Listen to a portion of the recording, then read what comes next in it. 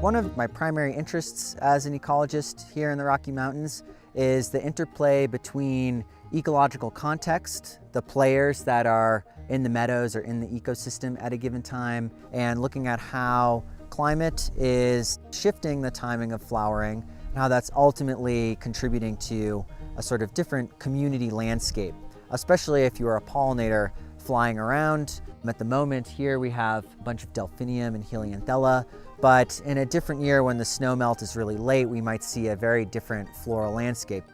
And from a pollinator perspective, that may be a good thing, lots of new resources, or it could be a bad thing, your favorite floral resource isn't available anymore. So motivated by some of those findings where we're seeing that over a long period of time, the floral landscape or the resource community can be changing. One of my more recent projects has been looking at how interactions between plants and pollinators change across the length of the season.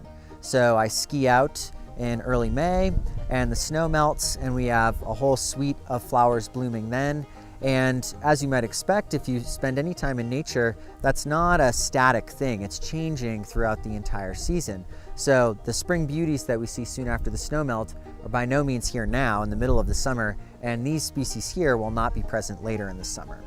So the question then is, how then do both plants and their pollinators deal with this sort of changing landscape of interactors or resources? And can we predict how that may change across the season? And even better, can we predict how that may respond to continued climate change or human disturbance, things like that? We're trying to mimic in some way our sort of dead, decaying wood and holes in the wood.